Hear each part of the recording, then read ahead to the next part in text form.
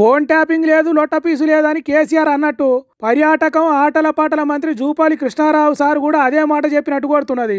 Phone tapping case వాళ్ళ మెడకు చుట్టుకుంటుంది, వీళ్ళు జైలుకు పోతారు, కథం అయిపోయింది. దీపావళికి పెద్ద బాంబు పేలబోతున్నది, సంక్రాంతికి సగం బాంబు పేలుతుందని ఫోన్ ట్యాపింగ్ కేసు మీద లీడరు చెప్పిన ముచ్చట్లని ఉద్దర మాటలు అన్నట్టు చెప్పిండు. అసలు మీకు ఇచ్చిన నోటీస్ ఏంది? Section 160 CrPC. మిమ్మల్ని నేరస్తులుగా పరిగణించలే, మిమ్మల్ని సాక్షులుగా. ఇది వాస్తవమేనా, మీరు అంటే ఎందుకు జరిగింది, ఎవరిలా జరిగింది, దీనిపైన మీ యొక్క అంటే వాళ్ళ యొక్క సమాచారాన్ని, కీలక అంశాలని, వాస్తవాలని తెలుసుకోవడం కోసం నోటీస్ ఇచ్చి పిలిచిండ్రు. విన్నారా?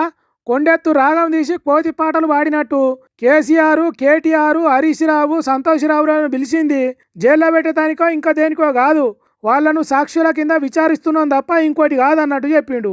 అంటే ఇన్ని రోజులు సర్కారులో ఉన్నోళ్ళు, మంత్రులు, ఎమ్మెల్యేలు జైలుకు పంపుతాం, చిప్పకూడు తినిపిస్తాం, ఊసలు లెక్క పెట్టి ఇస్తాం అన్న మాటలు ఉద్దర పంచాదులు అన్నట్టే కదా. కేసీఆర్ను విచారణకు పిలిస్తే తెలంగాణ జనం కాంగ్రెస్ సర్కార్ గిట్ల చేస్తున్నదేంది అని అనుకోకుండా గిట్ల కవర్ చేస్తున్నారా, లేకుంటే సాక్షులుగా పిలిచి ఏం జరిగిందో అడిగటానికే నోటీసులు ఇస్తున్నారా అనేది తెలియదు. కానీ ఫోన్ ట్యాపింగ్ మీద ఇన్ని రోజులు లీడర్లు చెప్పినాయి, మీడియాలో వచ్చినాయి, తపాషి ముచ్చట్లే అన్నట్టు చెప్పిండు మంత్రి సారు.